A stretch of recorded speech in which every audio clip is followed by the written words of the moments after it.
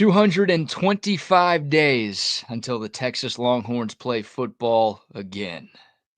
Not that we're counting or anything.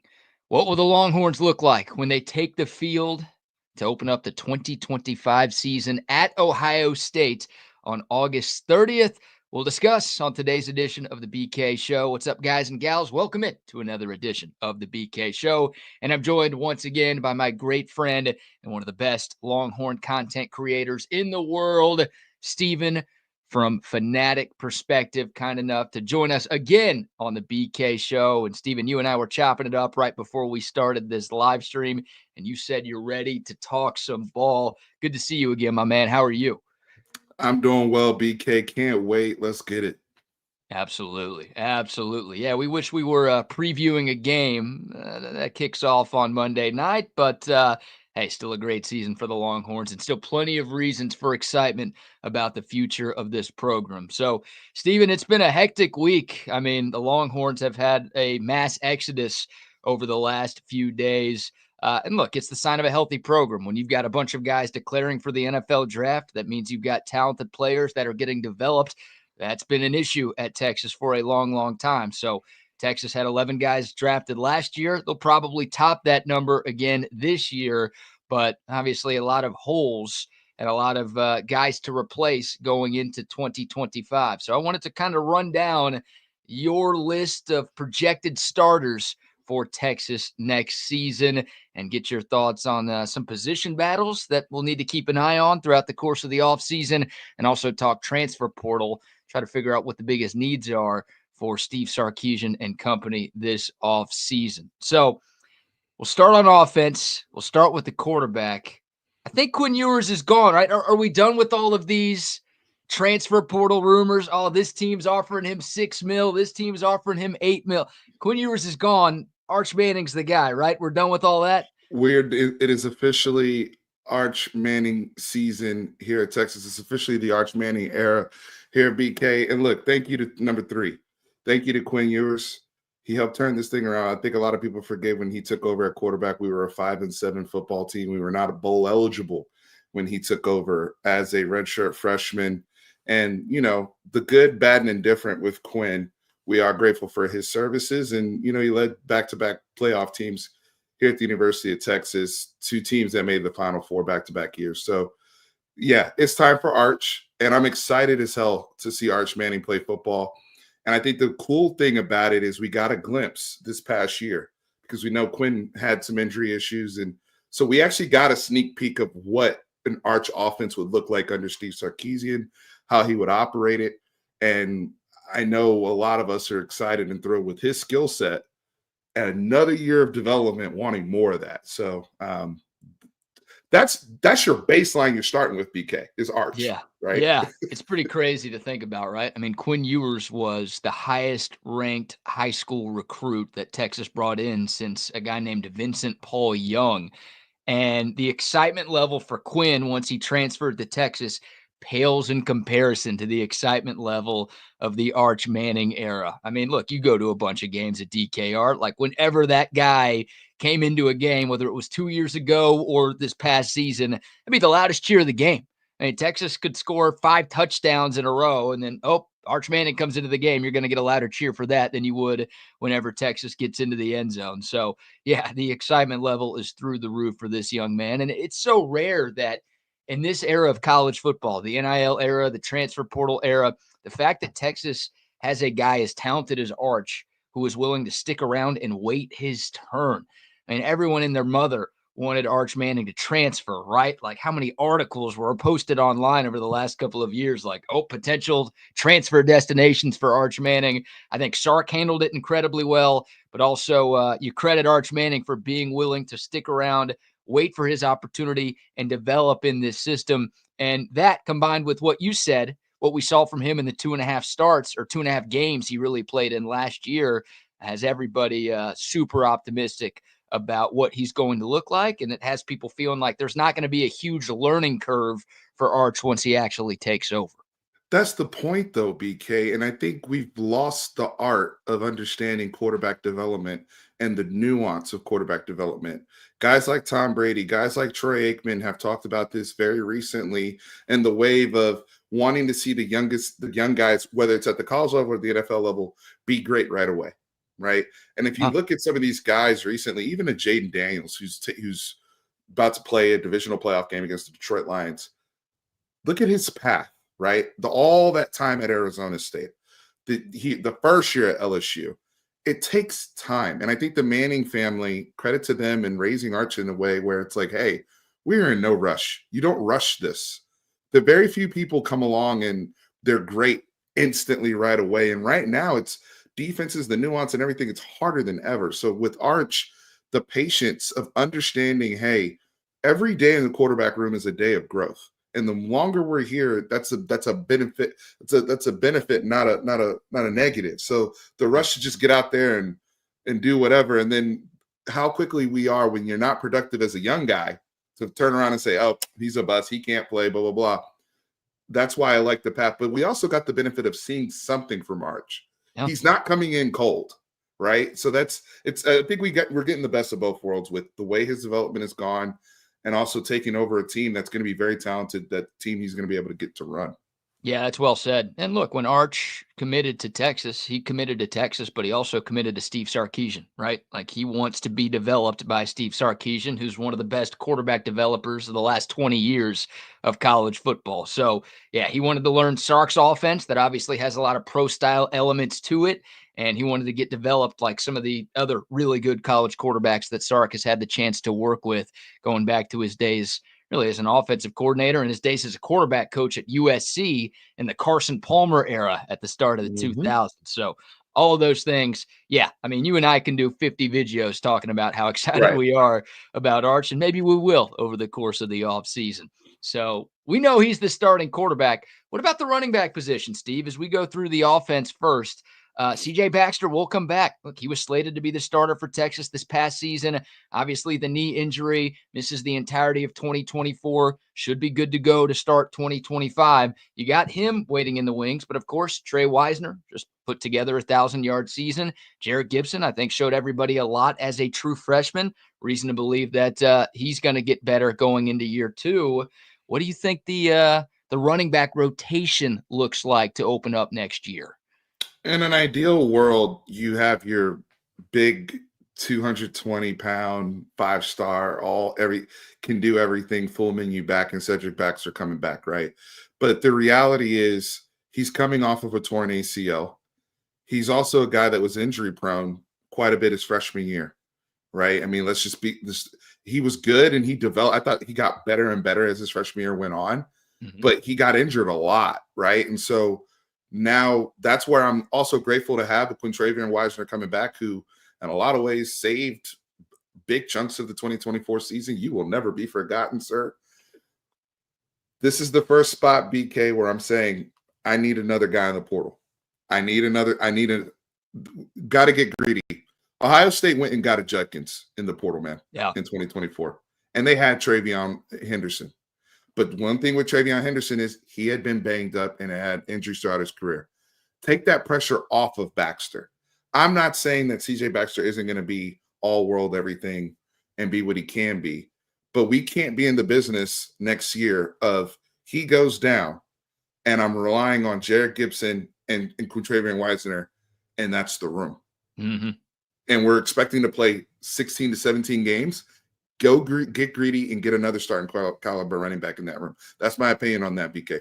Yeah, I don't think you're wrong. I think a lot of people agree with you. And of course, you've got Christian Clark, but he's also coming off of a serious injury. Like I know Tashard Choice was comparing Christian Clark to Bijan once he got on campus, but man, we're talking about an 18, 19-year-old coming off of a torn Achilles. Like, I don't like that at all. So I I'm don't not like it closing. either. Yeah, I don't want to close the book on the young man, but like expecting him to be a significant contributor when he hasn't played college football at all and he's coming off that injury, it's a little scary for me. We've also had a issue with guys coming back in this program from ACL, from serious ligament injuries, to be able to turn around and play right away. I mean, there's a very few cases like Jordan Shipley even took years post injury to come back. But guys like Isaiah Nayer, Troy O'Meary, I mean, once they've gone down, and it's like out of sight, out of mind, and we've had to replace them. But they really haven't been able to ramp back up. So to sit up here and go into 2025 and be relying on that and not be very aggressive in the portal, which I think they will be. I really Mhm. do. I think Tashard Choice and them understand the situation, and they have to go and make the room as competitive as possible. But CJ Baxter does give you an element that you were missing this year of just having that bigger guy in there, short yardage, and moving the chains. But also you can go 5 wide and he can go out and catch passes. Like he Yeah. gives you both, right? So that's the excitement of having him back. I Yeah. can't wait to see him healthy. Yeah, just not enough consistency from the run game this year. I mean, Jonathan Brooks was missed, and obviously having Bijan and Rojo right before that. Like Texas has been spoiled in the running back room, and once again, Quintravion Wisner, like you said, a godsend for this team. Jaden Blue obviously did some great things as well, but it'd be nice to just have that. Okay, this guy's a superstar because Texas has had that a lot. Hell, Deontay Foreman, even when Texas was 5-7 with Charlie Strong, they had a superstar running back that you knew could go out there and get you 100 on any given Saturday. If there's somebody out there that can be that guy, yeah, sign me up for it. What about wide receiver? Obviously, you're losing a lot there. Now, Texas lost its top 3 receivers a season ago with Xavier Worthy, A.D. Mitchell, and Jordan Whittington, and they turned out fine. Now they're losing 3 more guys in that wide receiver room with Matthew Golden, Isaiah Bond, and Silas Bolden all headed off to the NFL. You've got DeAndre Moore coming back, breakout season for him. You've got Ryan Wingo going into his true sophomore season, chance for a breakout year next year. Then after that, though, as it stands right now, look, everyone's excited about Khalil Lockett and Jamie French, your 2 5-star freshmen. You've got 3 guys from last year's recruiting class, maybe ready to take that next step. But for me, Steven, this could be another spot where Texas looks to the portal to try to at least add one. I don't know if they're going to add 3 like they did a year ago, but maybe 1 or 2 more experienced guys in that wide receiver room. Not a bad idea. This is the funnest conversation I've seen online amongst fans because there's the excitement of the young guys coming in and we'll finally have a young room and all those type of things. But you talked about the pro style offense and the nuance of Sark's offense. There's a reason why he's been more preferable to more developed older guys. And not only that, the success, quite frankly, that he's had with portal guys. Matthew Golden's draft stock has skyrocketed because he Yeah. came to Texas. A.D. Mitchell's draft stock skyrocketed because he came to Texas. Xavier Worthy technically is a part of that too, coming out of the portal. So when you look at all those guys that they have credibility with getting a veteran or true starting X or Z or whatever they need, boom, because of Sark. And by the way, dudes are going to want to play with Arch too. But there's also the people on the streets that are like, well, Texas developing young receivers and blah, blah, blah. And that's why guys like Ryan Wingo are so important because it's like, hey, we did play our young boys. We did work them in. Here's what I'm interested to see. Can one of those guys that didn't play a whole lot last year, one of the Parker Livingstones, Aaron Butler, Freddie Du Bois was coming off an injury back in San Antonio, so I don't know what we'll get out of him. But Livingstone and Aaron Butler, 2 track guys, right? And in the case of Livingstone, he's 6'4". What can they grow, right? And get to the point where they're at least part of the rotation in the spring to make the coaches feel better before they say, you know what, we got to go get a guy here. DeAndre Moore, though, is the guy that I think he's going to be the target monster that really just ramps up. And then Wingo, we're just looking for that consistency of being a superstar on the outside. So it's an exciting conversation and how those young freshmen come into play. So I'm curious to see what your take is on that, BK, in terms of how those young guys mix in with Yeah, this group. I was a little surprised that Texas got as many guys out of the portal as they did, but maybe they knew something was up with Jonte Cook. Like I think we all expected Jonte to take a huge leap this year, and it didn't happen. And now we saw what happened at Texas, and we all know what happened at Washington. So maybe Texas felt like they couldn't trust him. I just wonder because this is a team that's gonna, I think, open up in the top 3 in the preseason poll in 2025. So they're going to have national championship aspirations again. Do they feel like they can rely on the younger guys to be good enough for this passing offense to be good enough? Because you want as many proven commodities with a first time starter at quarterback as you possibly can. So, what do you do? Now, I do find it interesting that Texas didn't offer Micah Hudson out of the portal, right? Like Micah Hudson, former 5-star, Texas recruited him hard out of high school. He decided to go to Texas Tech. He ended up transferring to Texas A&M. He's dealing with some off the field, stuff right now. I don't want to speculate on what's going on. Wish him all the best, obviously. But I was told that Micah Hudson, if Texas offered him out of the portal, he was coming to Texas. And Texas basically said, like, no, we're good. So does that mean Texas feels good about the guys that they have? Or does that mean Texas wants more experienced guys who have already put up better numbers in college elsewhere? I would like to see the Longhorns get at least one proven commodity on the outside. They went for Eric Singleton Jr. from Georgia Tech, didn't get him. He ended up at Auburn. The fact that Texas went after that guy tells me that they would like to bring in at least somebody who's put up some numbers in college football. So, They looked yeah, at Zachariah Branch as yep, well. that Um, Branch. yeah, so there's some looks that were taken. Even the young man, what was it, Noah Thomas, that came out of A&M that went to Georgia, was Yeah. another one that was out there. I agree with you, BK. They will get one of them. I don't think they will take three. Mhm. Here's the thing, though. This is the first point of contention between the old quarterback and the new quarterback. Shoot. The new quarterback, he's gonna have them boys living in New Orleans at the Manning compound. Let's just go ahead and put that right now, right? Like, Yeah. people have talked about, did the old quarterback did he maximize the group around him? Those are conversations. Look, fair or not, those are conversations. We know that Arch and them are going to take ownership of the offense and who they're working with. So there's going to be the Arch guys, the crew that's going to be there in New Orleans working with them in the offseason when they come before spring and when they come before summer camp. So I think there's going to be more continuity with the quarterback than we've seen before. But I think it's something to keep an eye on in terms of what that rotation looks like ultimately when the season starts, because Sark has been a guy that's only really played 3 to 4, doesn't rotate heavily receiver either. So Right. that trust has to be there. Yeah, and I think maybe one more important thing to note here is, Arch Manning working with the twos got to work with DeAndre Moore, Ryan Wingo, but some of the young guys a lot Yeah. last year in Mhm. practice, right? I mean, Quinn Ewers was working with the starters, all the guys who were off to the NFL. Quinn got a bunch of run with.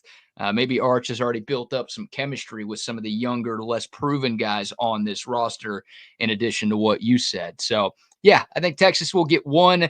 That's not my top portal need, but it's high up on the list for me because you've got to have difference makers on the outside. It's been huge for Texas's success the last 2 seasons. I'd like to see them add at least one proven piece. What about tight end, Steve? Some news I can't today. wait to talk about this. Go ahead. Yeah. Go ahead, BK. News today, man. Amari Niblack. Like, I think we all expected him to be next in line, right? No more Gunnar Helm, no more Juan Davis. Those guys off to the league. Amari Niblack, the Bama transfer, didn't do a lot this season, but you felt like next season was going to be his time. He apparently is portaling out. So you talk about inexperience. You got at least something at wide receiver with DeAndre Moore and Ryan Wingo. You got pretty much nothing coming back at tight end. What do you make of what the Longhorns are going to do at that spot? This is where it gets a little fun. So first, real quick point on Niblack. Hmm. Talking to some of my Bama insiders, and shout out to them because they've been straight with me about Niblack, and a lot of the guys we got from Bama, Bond, and others just really couldn't pick up the nuances of the playbook and the route running. It's just been challenging for him.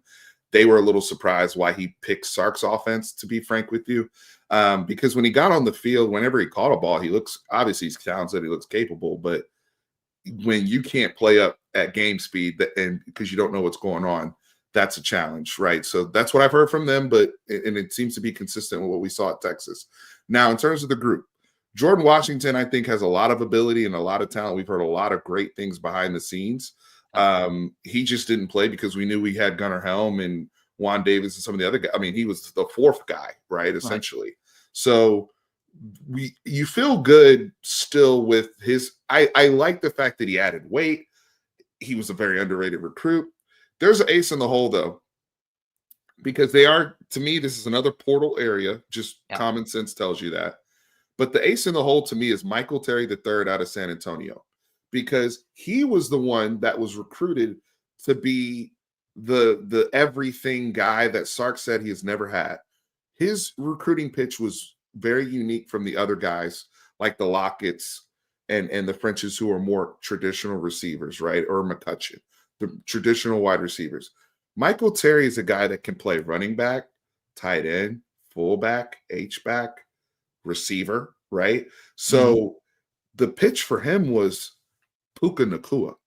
Sark said, because you know how Sark is close with Sean McVay, he told him, hey, I never gotten to have a piece like you that can go and chip and basically chip on the edge and then go run a real route down the field 50 yards like Puka does on the Rams and then go lead block for somebody into the end zone.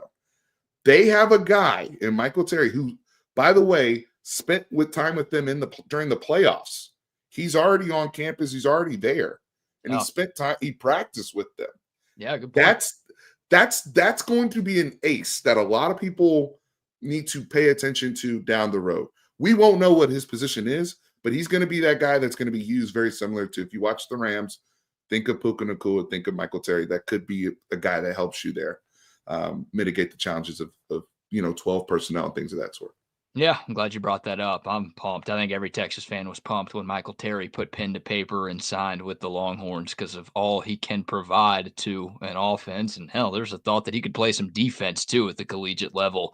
That's the type of freak athlete we're talking about with him. So, yeah, I'm excited. Sark, it feels like prefers to ride with the older guys, but when you have as little returning experience in that tight end room, you don't have that luxury that you've had the last couple of seasons. Like JT Sanders was a no-brainer.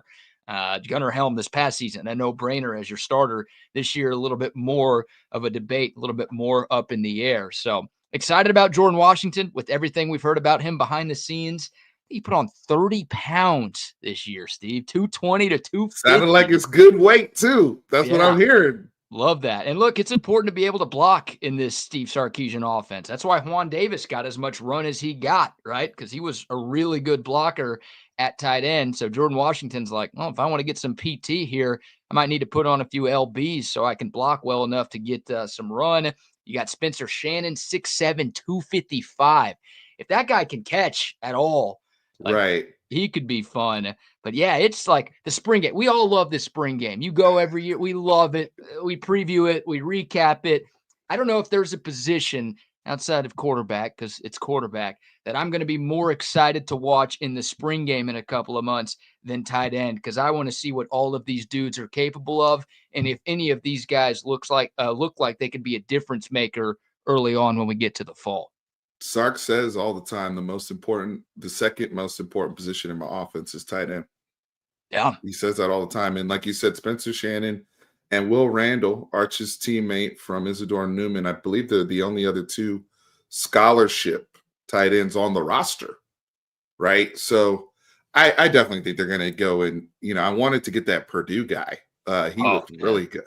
And he went to Ohio State, man. I know. We got to deal with him game We one gotta, next year. I was like, he would have been perfect. He looked just like Gunnar Helm. Yeah, honestly, like Ohio State's beating us again, and if that guy scores a touchdown in the shoe in that game, I'm gonna be livid right I there. wanted him bad. Yeah, I wanted Oh, that guy. yeah, would have helped. Would have helped. But that's gonna be fun to watch, man. Keep the comments coming, by the way. If y'all are tuned in live, appreciate that. If you're watching after the fact, comment below and we'll reply. Don't forget to like the video. Don't forget to subscribe to the channel. Make sure you subscribe to Steven's channel as well. If you're not already over there at Fanatic Perspective, you are missing out. Great Longhorn content all year round. My pops is tuned in. He says, can we see Steven with the Daily Show on Texas Sports Unfiltered? I've asked. But Steven likes making money, so he doesn't work in journalism full time. So he's too smart to subject himself to what I'm doing. Ain't that right, Steve? You never know. You've been gracious enough. Me and you would be magic just being Oh, over there on TSU. So, but you never know. You never know. Things change, right? But we'll I get we'll, appreciate you. we'll get my people to talk to your people, and we'll see if we can work on something for the new year. Keep the comments coming though. This is a lot of fun having Steve on the channel. What about the O line? We don't need to spend a few minutes on each offensive line position, but Yeah, obviously, let's just do the starting group. Yeah, yeah, left to right. 80%. 80% of the offensive line is off to the league. So here's, I think, the projected starting five. Tell me if I'm off base here. Assume Trevor Goosby's the left tackle. Check. Uh, Neto Umeozulu at left guard. That's what I got. Check. Okay. Cole Hudson flipping over to center. Check. DJ Campbell, your one returning starter at right guard. Incumbent. Yep. And then the 5-star going into year 2, Brandon Baker at right Brandon tackle. Baker. Okay. Yeah, I think that's the group we'll at least see run out there when we say when the media is reporting who's the ones with Arch. I think that's the group you'll see go out there. Very excited for the position battles, both on the interior and on the outside. But look, man, Kyle Flood, credit to him to where this isn't as much of a portal need unless they see something during the spring or we have an unfortunate injury. He's been developing guys. Brad, we had 3 different position changes in offensive line during the playoffs where Cam Williams missed the game. Gooseby had to come in. This Jake Majors went down. People were rotating, and we didn't miss a beat, especially with our communications and our pass blocking and keeping Quinn protected. So they're well coached. They're being well developed. Trevor Gooseby is an obvious, example of that. I'm so excited to see him take over and his size. And now he's a starter, so he's only going to be able to bulk up and match his run prowess with where he already is as a pass blocker. But I'm excited for Cole Hudson at center. Getting a bigger – I love Jake Majors. And Jake Majors is going to – if he gets drafted to the right team in the NFL, I'm going to say this right now, one of these Shanahan teams that likes outside zone, Jake Majors is your guy at center because he can go and pull with the best of them. But we need some bulk on the inside. Yeah. And maulers. And I'm excited to see Hudson and DJ and Neto get after it on duos and double teams. Like, that's the guy I need at center. So I'm excited for that. Let me ask you about the portal here. I mean, Texas has recruited incredibly well. They've got a lot of scholarship players on the offensive line, bringing in another good class again this season. And like you said, Kyle Flood, the job he's done developing talent. Look, Texas hasn't really needed the portal on the offensive line. They've trusted in their evals. They've trusted in their development, and it's worked. This offensive line has been great the last 2 seasons, but with 4 guys leaving to the league. Remember, you only had 1 leaving after last year with Christian Jones. Now you've got 4 gone this year. Do you trust the dudes in the room right now, or is that another position you think they should look at in the portal?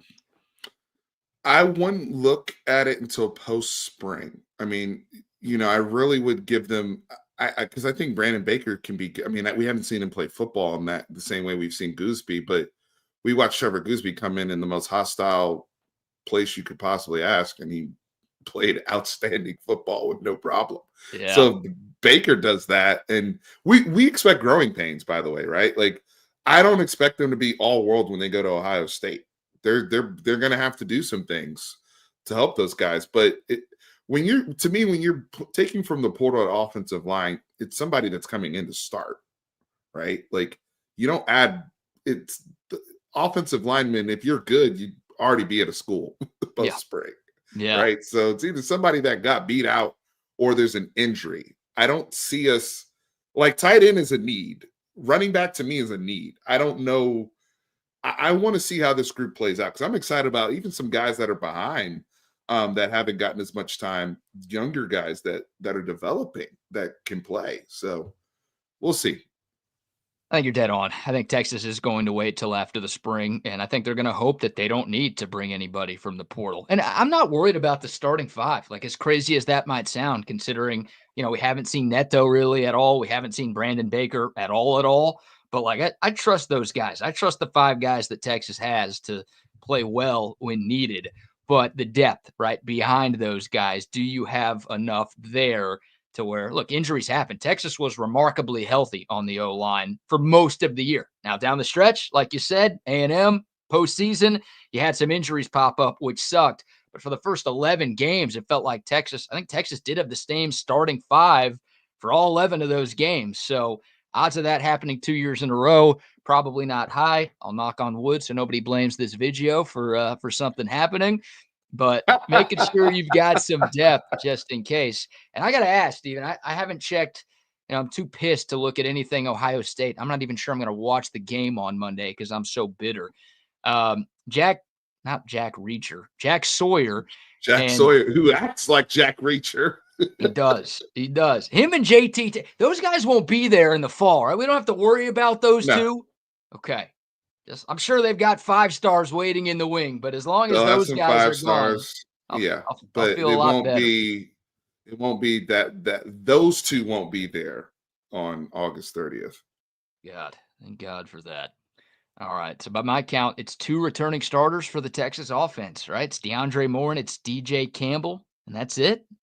I have some names too in terms of position battles. Like we've Shoot. seen guys like Jaden Chapman play a little bit.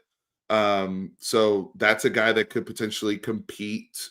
I think he offers you some depth probably at left tackle, but that's somebody mentioned in the chat Malik Agbo, who we have seen a lot in the 12 personnel. And the thing too with Agbo is how come he hasn't transferred? Like that to me, he could start in the Big 12 at tackle for somebody. And he's sticking with us, getting that development with Kyle Flood. So those of you who are worried about that, Malik Agbo's played a lot of football for us. We have another young guy who came in here, I think when he was like 17, Andre Cujo, who still hasn't, who's another one that's like, looks like, the Incredible Hulk. He might be one of the biggest people on the team. There's some options in spring. It's not, I know we mentioned the 5, even Daniel Cruz. Yeah. Daniel Cruz, the center out of North Richland Hills, who a lot of us who's working a full-time job when he was in high school. Bro, he's gonna make Cole Hudson work for his job. It's not just like the 5 and we're done. We got Kyle Flood has stacked this room with really good talent, in my opinion. What was Daniel Cruz doing in high school? You know? Man, he was out here working. I don't know where he was working. I think he was in fast food or something, but he had like a borderline full-time job working at high school in North Richland Hills on top of being an all Texas center. Like just incredible story from that kid. But he's now going to be competing with Cole for that center spot. Hey, you don't question that kid's work ethic if you're willing to do all of that to take care of your family. That's big time stuff right there. I like that. I didn't know that about him. Yeah, it'll be fun to watch on the O-line. You've got bodies, like you said, and there's gonna be some good position competition going on all off season long. All right, over to the defense, Steve. We'll start up front. Look, the edge room, I think that's the position Texas is the most stacked at. You've got Trey Moore, who announced yesterday he's coming back. You've got Colin Simmons, your Sean Alexander freshman of the year, obviously back for year 2. Ethan Burke, become a good buddy, interviews with us on Texas Sports Unfiltered every week during the season. I think he's poised for another big year. Colton Vasek is back. Hopefully he could stay healthy for all 12. Like that right there, that's one of the best edge rooms in all of college football. Texas is perfectly fine there. Yeah. And they'll have even some younger freshmen coming in that they don't have to worry about. I think that's a room too where guys are coming back like Trey Moore, contract season, right? Hey, maybe he flirted with the NFL, but wanted to come back, have a little bit more development, a little bit more production. I think he got started later than we kind of expected, but once he got going, we saw the kid that produced all those sacks at UTSA. Now having him back, Colton Vasek, just give me a healthy Colton Vasek because I got him in the play. He was making some plays in the Ohio State game. He was getting holding penalties and stuff. So just seeing him and Ethan Burke, my Westlake Bass brothers, reunited, and it feels so good. Just having them in the rotation, and then Colin Simmons might be the best defensive player in the SEC next year. Like, yeah, it's crazy. I know. It might be him or Ant Hill. Like Texas has 2 guys on this defense that could be in that running in 2025. It's nuts. It's nuts. We're gonna see a defense. I'm gonna say this right now because I'm gonna cheat. We're gonna see, because the year before it was Anthony Hill, who was your freshman phenom, where you watch the game, you watch the Alabama game, you're like, Anthony Hill's one of the best football players on the field. Doesn't matter what his class is. This year, you're watching the Ohio State game. Colin Simmons is the best player on the field. Doesn't matter what his class is. And we said, what would that look like if you ever saw a defense with Anthony Hill and Colin Simmons playing together? And they're playing at 2 different levels. Well, they're about to add Jonah Williams to this. So now you're going to have a Jonah Williams in the secondary and Anthony Hill. At least for 1 year, we're going to see Jonah Williams, Anthony Hill, and Colin Simmons Oh, on the and same football team. Justice Terry too, mind you. It's just as Terry. Oh, man, with PK coordinating it too. That's Think scary about it. good. Yeah, yeah. Texas gets a lot more back on defense than it does on offense, and you plug in two bona fide 5-star, two of the top 10 to 12 players in the country in this class of 2025. The two biggest reasons why you had the number one class in America this year. Yeah, you're right. The NFL talent. I mean, Texas went what 10 years, 11 years between first round picks on defense. It was no. I'm sorry because Malcolm Brown was there in Malcolm 2016, Brown.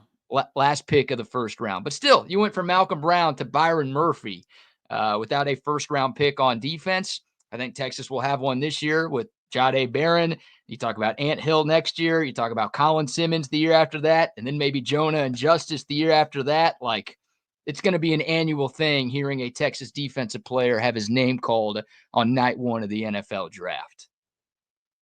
That's cool. Shout out to Justice Terry, by the way, handling his business in the classroom. Another guy who was there with Michael Terry with us in bowl practices and playoff practices. So already getting acclimated, already getting up to speed. That's how much this staff, you can kind of tell who the people that they know, we need you day one. Colin Simmons was a guy, they told him straight up, we need you day one. Ryan Wingo, we need you day one. And did they lie to them? No, they played day one. I think you're going to see the same thing with the Michael Terrys and the Jonah Williams and the Justice Terrys of the world.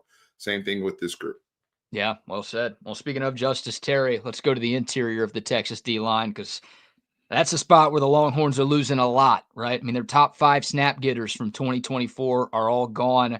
Vernon Broughton, Alfred Collins, what years for them? Those guys put it all together, made themselves some money, to use your term, contract years for those two. They played great. Obviously, Bill Norton made some huge plays in his 1 year at Texas. Jermaine Lole, same thing. Tia Savea hit the portal. So you're losing a lot. Texas has already brought in a couple of guys in that defensive tackle room, but there's not a lot there. Like, Bo Davis did so much right when he was in Austin. The 2023 recruiting class where he just decided to only sign one person. And I know that's not only his fault, but a lot of that's his fault. Took that person and he took that person too. It's like Texas is I think they need more, Steve. They got 2 already. I think they might need 1 or 2 more out of the portal there. Yeah, so right now you're looking at what? Melvin Hills, Alex January, Justice Terry, and and then the transfers, right? I mean, everybody else is portal or draft at this point. Yeah, and then the three freshmen who are all early enrollees. You got Josiah Sharma and Myron Charles, along with Justice Terry. So, but you're right in terms of returning guys. Yeah, the list you gave, which wasn't very long, that's it.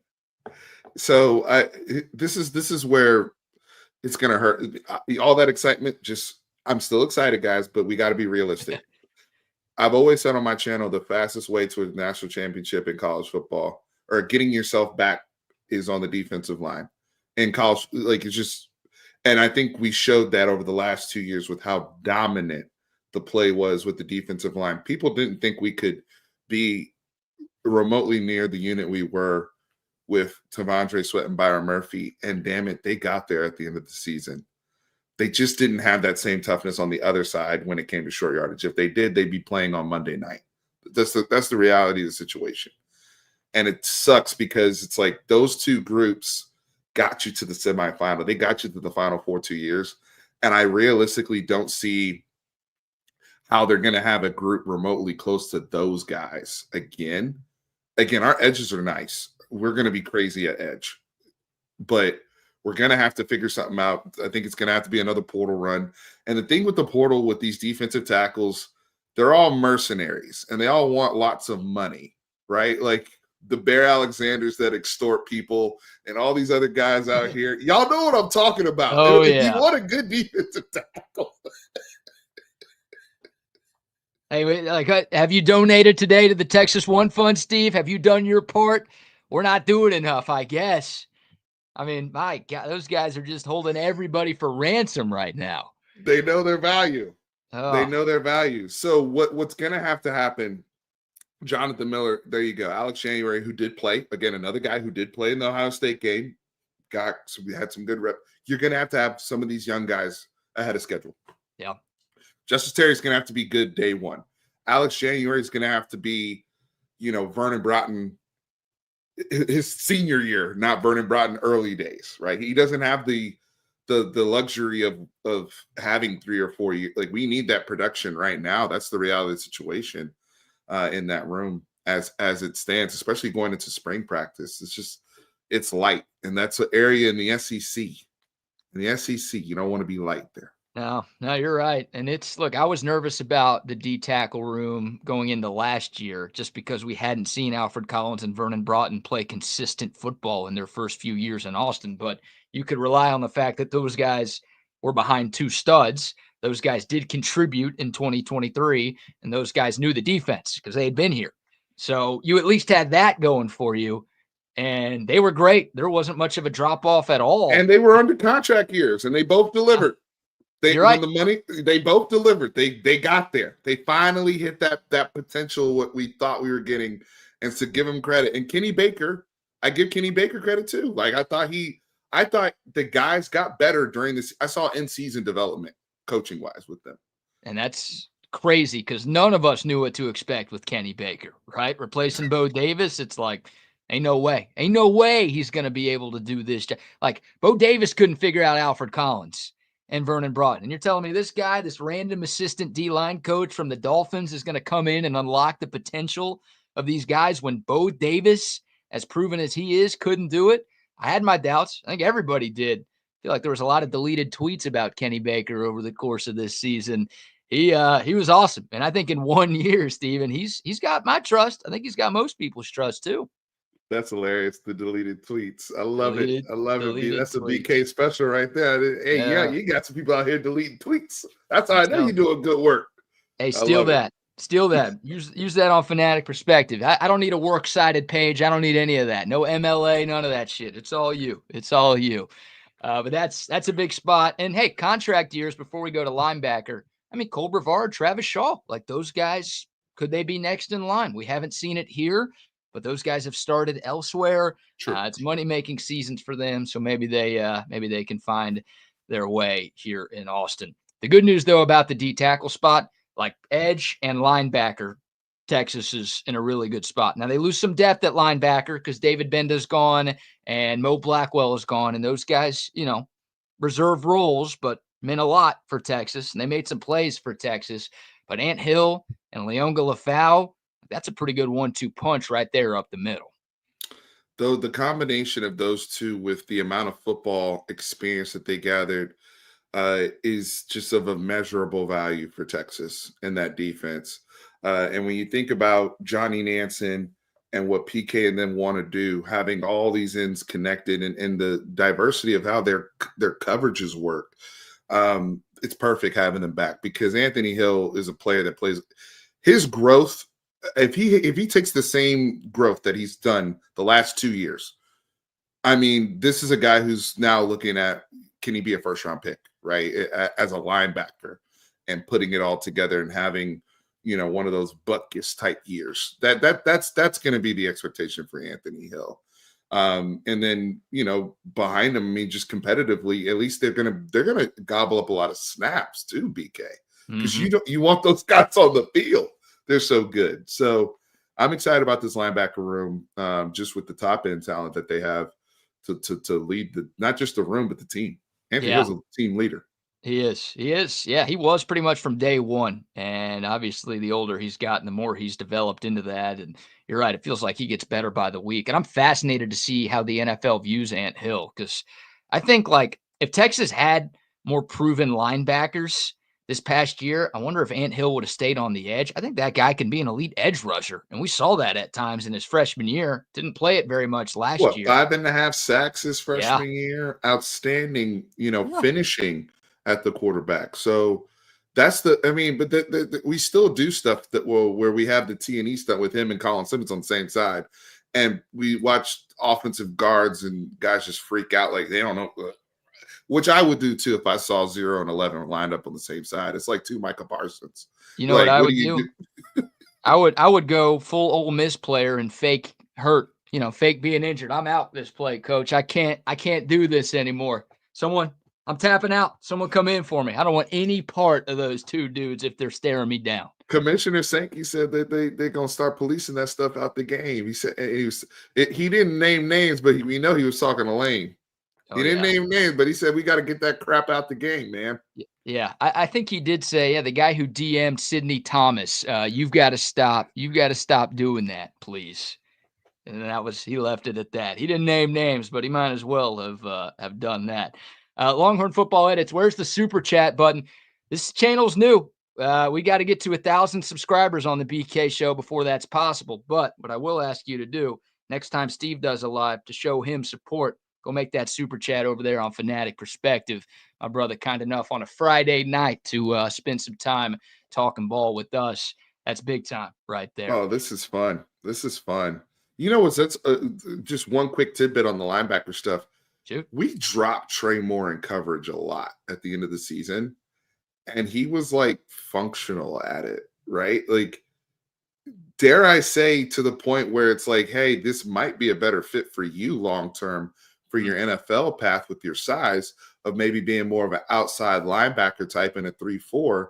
Could he be more, at times where you need maybe a Sam look or anything like that? That's a guy we dropped him a lot. Go back and watch the film. Those of you in the chat, I know BK knows it, but like those in the chat, Trey Moore was playing a lot in coverage. So and effectively, not just out there as a jag, right? But like actually batting balls down and covering backs and stuff like that. So Texas may have found another gem there, and they didn't even realize it with his potential NFL future. Yeah, getting him back is huge, and he put it together. I mean, look, it was a struggle for Trey Moore, right? The jump up in competition from what he saw in the AC at UTSA to life in the SEC took him a little while to get acclimated, but what he did in the last 7 or 8 games, the numbers show it, the eye test shows it. Yeah, he's a versatile piece, man. Like that guy puts it all together next year and is consistent for, 13, 14, 15, hopefully 16 games, whatever Texas ends up playing, then he's got a shot. I don't know if first round's in the card, but like day 2 draft pick, I don't think is out of the question at all for Trey Moore. 6'4", 260. Like that's your prototypical outside linebacker edge build. He's got the speed. He can do a little bit of everything. If he shows that he can be consistent over a full year in this league, I think, Texas has a gem, but also he's going to make himself some serious, serious dough at the next level. All right, to the secondary we go, Steve. Want to start with the good or start with the bad? I mean, we're losing a Thorpe Award winner, and we're losing one of the most impactful. I can't say enough good things about Andrew Makuba and what he brought in 1 year to this program of just common sense football, playmaker. He was so much better than advertised, and I knew we were getting a great player from Clemson, and he was way better than I thought he would be. So we're losing that, and then Jahdae Barron, just the one-man band he became in the defensive back. I mean, I'm glad I called them the brain trust, the 3 of them, Taff, Andrew Makuba, and Jahdae Barron. For those who don't know, they are trained outside of, all these guys have trained. They're trained by a guy named Bam. All 3 of them have the same trainer in the Austin area. The other kid that won freshman All-American who's playing tomorrow night at corner at Notre Dame, he's also trained by Bam. He's from Austin too. So Bam's got a little thing going on there with those guys. And he just started getting Manny Muhammad starting to get trained with them too. They convinced them to move over. But Bam did a great job. I call them the brain trust because their communication skills were outstanding. They just got guys lined up, and pre-snap were so good at making it hell for opposing quarterbacks. Taff is back, so that's the good. But where do you want to go with this? Because it hurts me to see Makuba and them leave. Yeah. But I'm happy with what they produce for our program, BK. It's really hard to become a fan favorite in just 1 year, right? Like usually it takes a few years to just build that up for the fan base to really love, respect, and appreciate everything you do for a football team.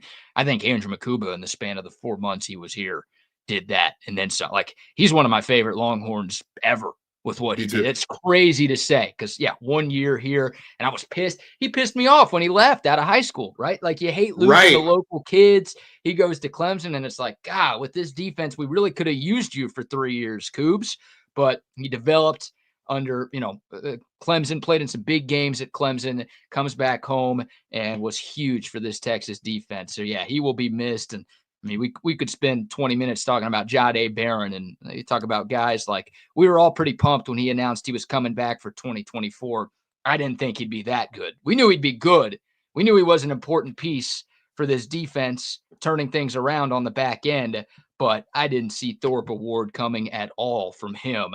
So, yeah, you're losing two of the best defensive back in the country and one of the best safeties in the country. Those guys won't be easy to replace. I think at safety, you're in a good spot because Michael Taft is back, like you said. Speaking of fan favorites, right?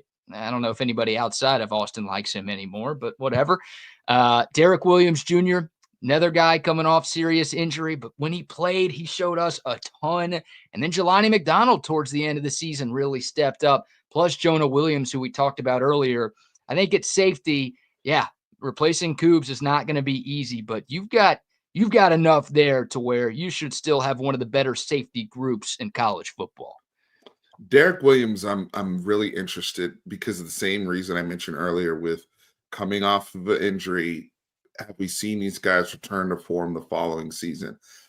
On top of that, we were playing three safeties a lot last year. Now we were rotating three safeties.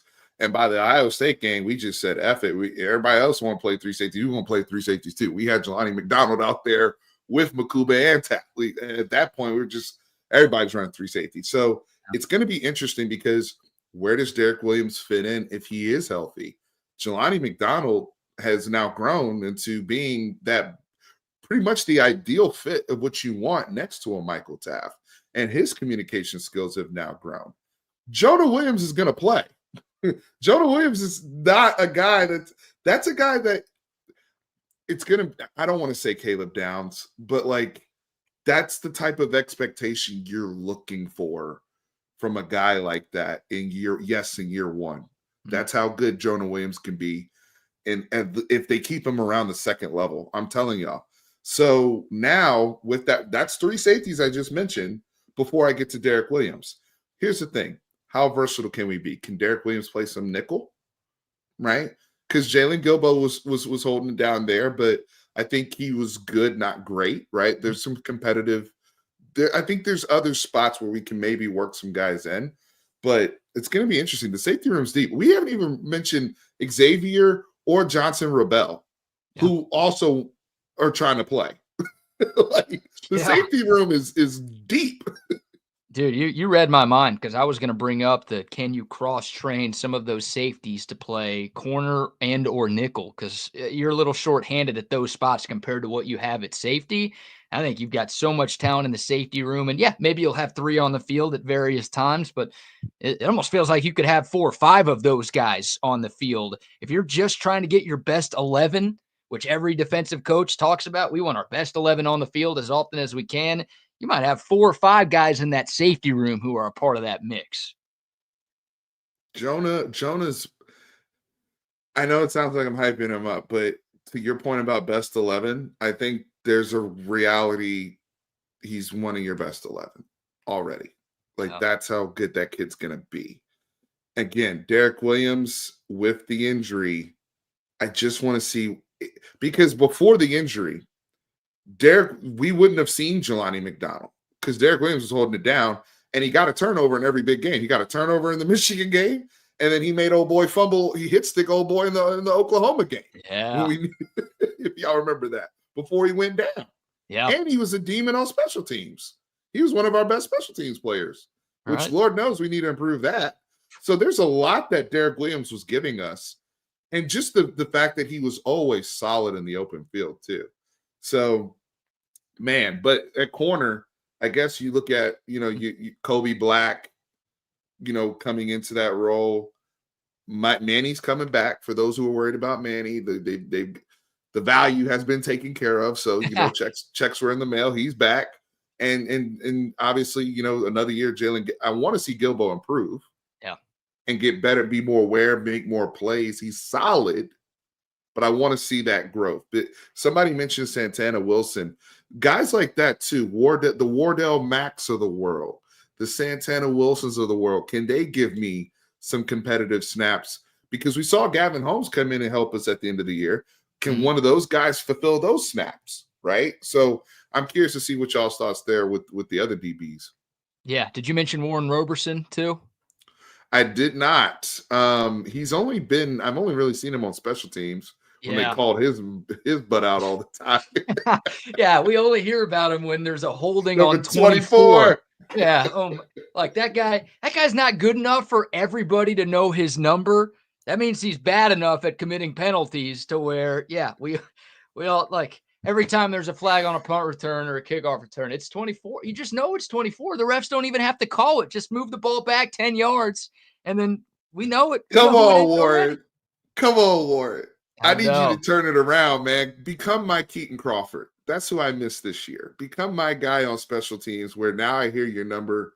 You either getting the hit stick or you're blocking a punt or you're doing something. That's what Keaton Crawford gave me in 2023. Become that for me this year, Warren Roberson. I'd love to have an elite gunner because Keelan Robinson was that, and Keaton Crawford, for as shaky as he was on defense. That's why our special teams went down the hill, man. And then once Derek Williams went down, those three people were goons on special teams for us. Oh, my God. That's a great way to describe them. They were. And Texas had one of the best special teams units in America in 22 and 23. And they all go, and then the special teams just goes to shit, for lack of a better word. Oh, my gosh. Yeah, I'm a little like, is corner a portal spot for you? Because I love Manny Muhammad. I know he had a rough first two playoff games. Don't get it twisted. Manny Muhammad had a great year. Was he Jahdae Barron good? No, nobody in the country was Jahdae Barron good. But Manny Muhammad was still very, very solid. I've got Still had faith a in really him. good grade PFF wise for the season. Yeah. Great as a freshman, great as a sophomore. I think he's only going to get better. And like you said, he'll be sticking around, which is great news. But outside of that, I mean, there's talent there. There's no doubt. But I'm still a little nervous. Now, they won't be 2023 bad in the secondary. That's never going to happen again. But that second corner spot, can you find somebody out there just to bring in who you can rely on a little bit more than the unknowns? Yeah, so Terry Joseph was smart, in my opinion, to mix in Kobe Black into the rotation. We even saw Kobe Black play in the Clemson game quite a bit, right? So he mixed in.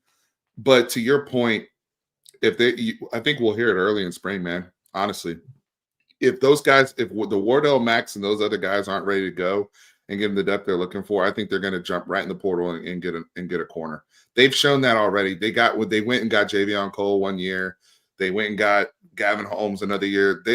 They're not going to hesitate. I think that's another spot like receiver where they just will always I think they'll get a portal guy regardless. It just depends on what type you get in the portal, honestly. I think they'll get one regardless.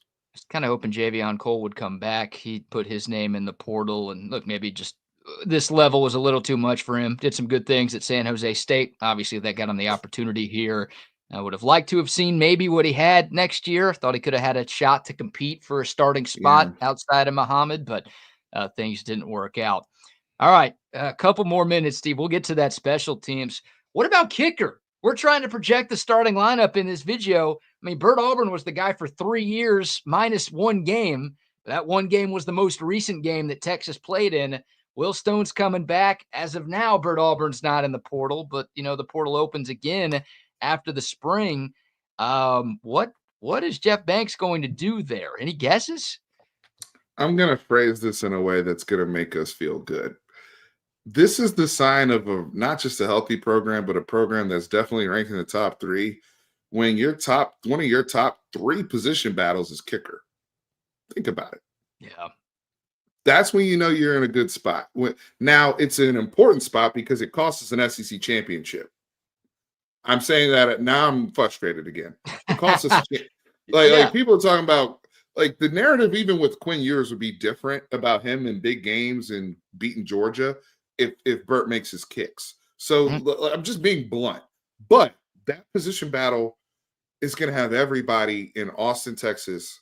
Students walking by are going to be watching Will Stone and Burt.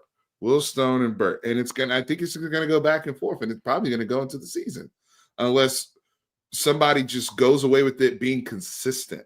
That's what they're looking for, man. 45 and in. We're not looking, we've had boots in the past, and it's great to have a guy that can, not there's only been so many Brandon Aubreys in this world.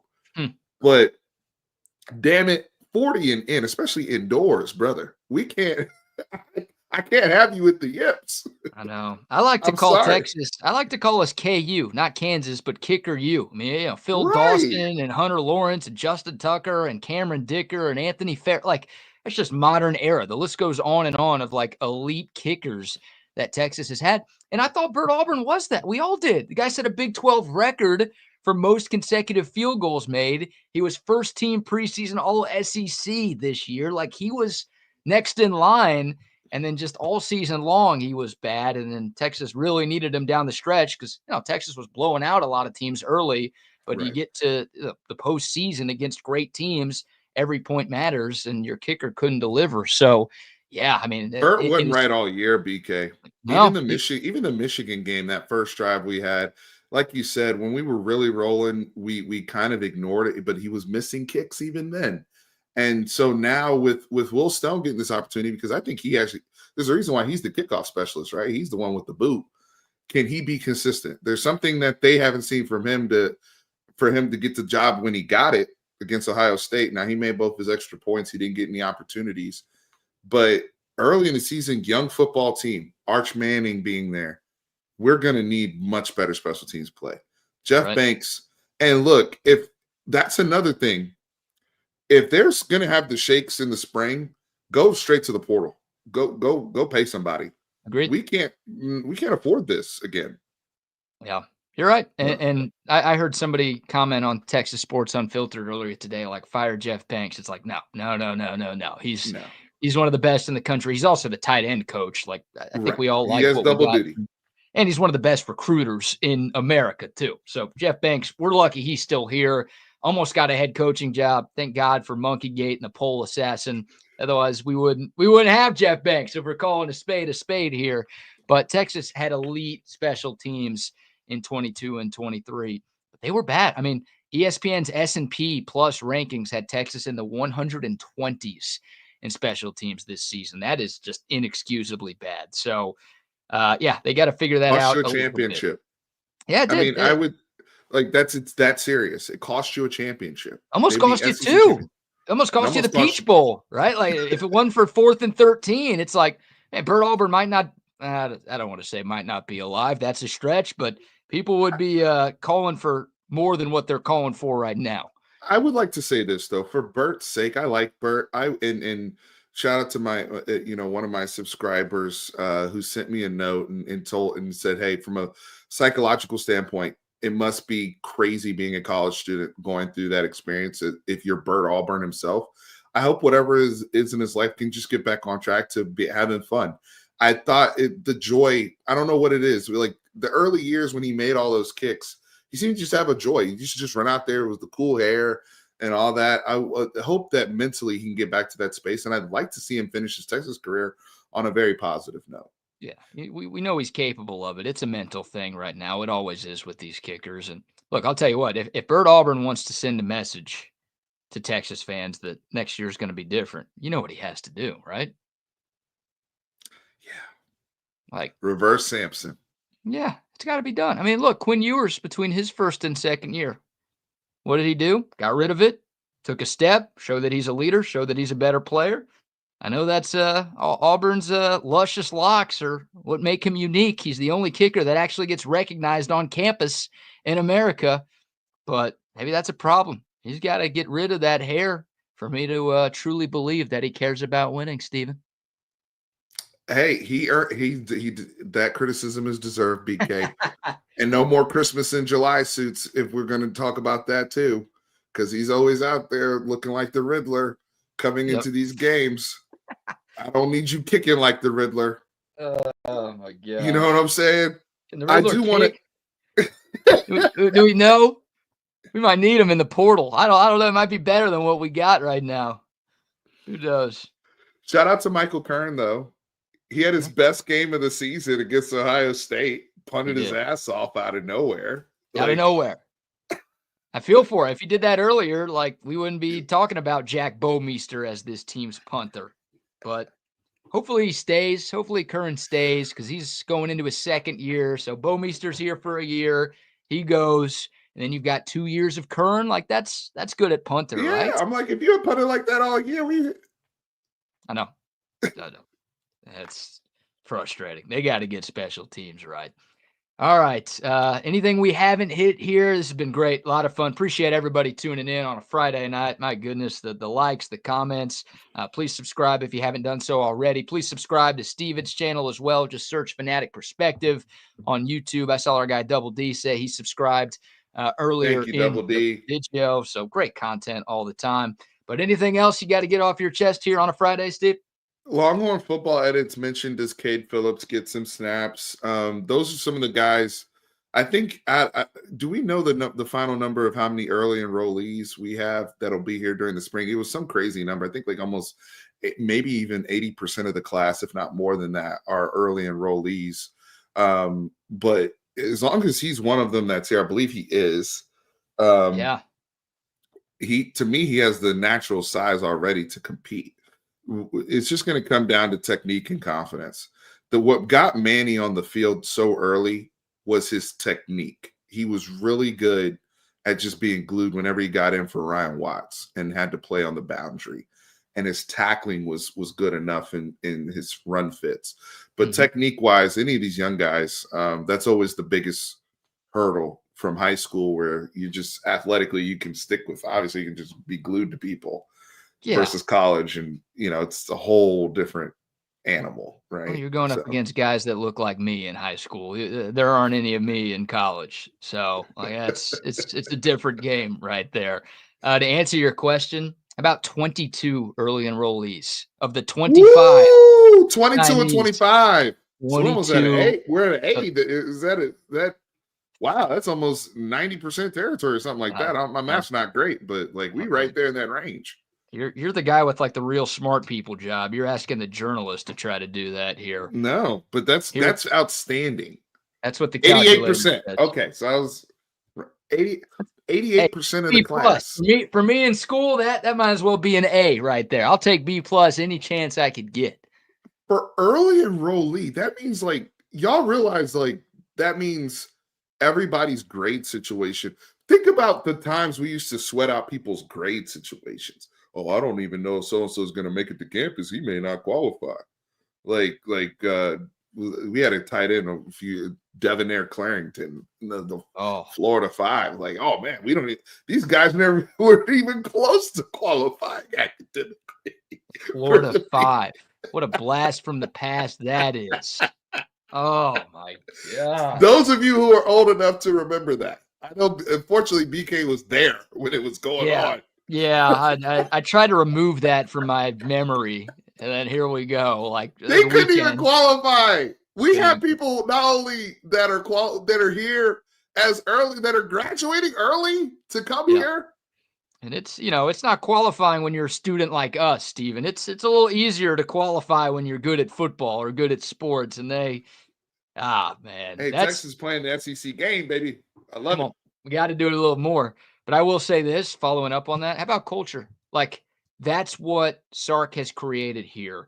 You better get here. Like, I think this is dumb. I think this is dumb that this happened. But I am convinced that Silas Bolden got buried on the depth chart on offense because he wasn't here for the spring. Now, he was graduating at Oregon State. Like, I don't fault the kid for that. But, like, that guy was too good to play as little as he did. But I think because Sark and Chris Jackson got to see everybody else in that wide receiver room for all the offseason, they got more run than Silas Bolden did. Missed months.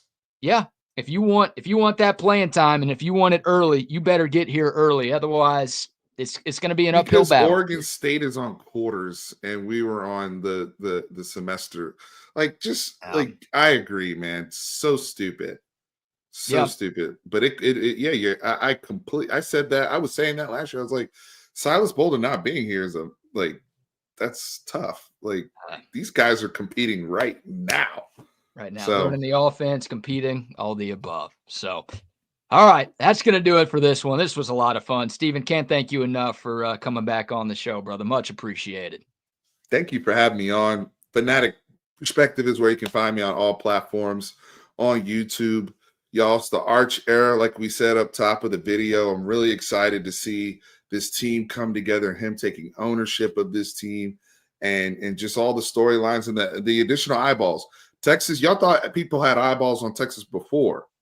The eyeballs that will be on this team from all levels of the sports realm will be crazy. But I think if he does what we know he's capable of doing, what we've already seen a glimpse of, it's going to be a really, really special time on the 40 and helping grow the brand and the credibility of Steve Sarkisian's program. So exciting times are here to come. Amen to that. And a great time for us to be in this business, right? Creating content, talking about Texas football.